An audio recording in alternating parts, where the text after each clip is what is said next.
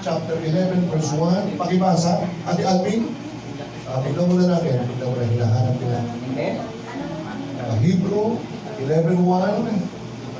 Alright, nakita nyo. Pakibasa mo, Kia. Sige, huwag ka tayo. Hindi ba tayo magkakaiba rito? Verse ano po yun? 1, verse 1. O sige, huwag mo magkatinumay. O, pakinggan natin. Pananampalataya. Pananampalataya ang katiyakan sa mga bagay na inaasahan. Ang paninindigan sa mga bagay na hindi nakikita. You, what is faith? Ang pananampalataya, meron kang ano? Paninindigan sa hindi nakikita. Step ulit, di ba? Pag sinabi kong mahal ko ang isang tao, paninindigan ko yun. Natutunayan Di ba? mo. Pagka sinabi mo, Paglalaban mo. di ba pala mo? Maganda yun ano? Ipaglalaban kita. Kahit saan tayo, pag may katwiran, Ipaglaban mo. ipaglaban mo. Pananampalataya, ano brother Lino? Pananampalataya, ang bagay na ano, na hindi nakikita. And that is faith. Nililinaw lang natin, ano? Kasi maraming klaseng pananampalataya. Maraming paniniwala. Sabi nga ni Anthony, paniniwala. Yes, paniniwala. And what kind of paniniwala? Paniniwala, bagay na hindi ko pa nakikita, pero pinaniniwalaan ko. Ngayon, meron na ba kayong buhay na walang hanggan ngayon? Wala pa. Pero inaasahan natin yan. Hindi pa natin tinatanggap. Pero pinaniniwalaan ko, darating ang araw, darating ang oras, may buhay na walang hanggan. Ano gagawin ko? Hindi manatili ka.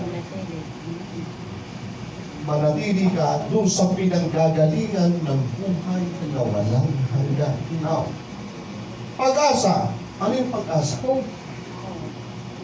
Pag-asa. Kausap namin yung ano, may taning na ho ang buhay. Okay. Alam mo sa akin namin, ang buhay po natin sa lupa ay para sa mga. Sumampalataya tayo sa Panginoon, ano man ang mangyari sa atin, pagparito ni Kristo atin, bibigyan tayo ng buhay na walang hanggan. Wala pa yun, pero inaasahan natin.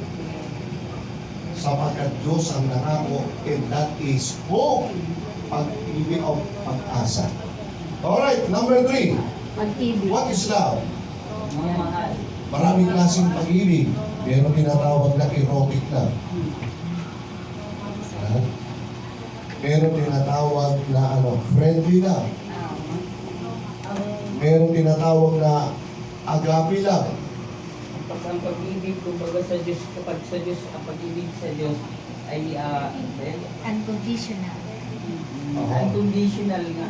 Yes. Kaya mo ipaglaban. Kaya mong ipaglaban. Hindi mo kaya. Kaya mong ipaglaban. And this is a holy love, the godness of love.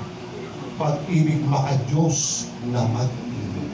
Yan yung inaasahan at saka yung pagtitiwala mo. Yun. That's it. Pag-ibig. Pag may pag-ibig ka, maka-Diyos na pag-ibig, meron kang tinatawag na pag-asa. At dahil may pag-asa ka, brother, Pananampalataya. meron ka na ngayong lubos na pananampalataya. Alright? Ngayon, ang conclusion, ang sabi ni Kristo, ang hindi suma sa akin ay laban Sa sa akin. akin. Ano? Suma sa kanya ba tayo? Yes. Kung suma sa kanya kayo, basahin nyo ang Hebreo 10:25 bago tayo matapos. Pababasa ko sa ating mga kabataan. 10:25 ng Hebreo. Kung sinabi natin, yes! Ako'y suma sa kanya. Sabi ni Kristo, ang suma sa akin ay hindi laban sa akin. 10:25 ng Hebrew, pakibasa. Francis, pakibasa. Gusto namin marinig lahat. Sige na, okay na. Okay, ayan na. Na huwag natin pabayaan ang ating pagtitipon gaya ng ugali ng iba, kundi palakasin ang loob ng isa't isa lalong-lalo na kapag inyo nakikita ng papalapit ng araw. Ayun. Sabi Franz, huwag niyong pabayaan ang inyong pagtitipon, ibig sabihin pagdadalo, upang kayo ay magpalakasan. Ibig sabihin yung pagdadalo pala natin, huwag natin kakakabahan sapagkat dito tayo nagpapalakasan. Mamaya uuwi na tayo sa kanya-kanyang bahay. Haharap na naman tayo sa kanya-kanyang mga problema, haharap na naman tayo sa mga gawain.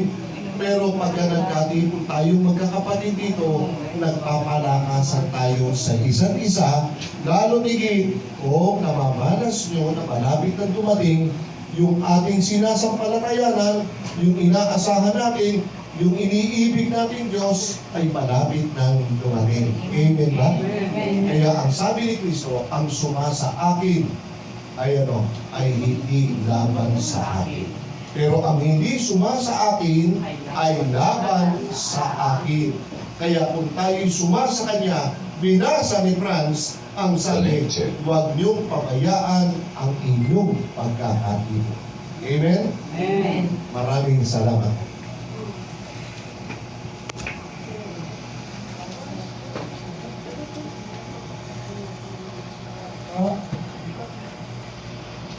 Para po sa ating closing song, tayo po tumayo.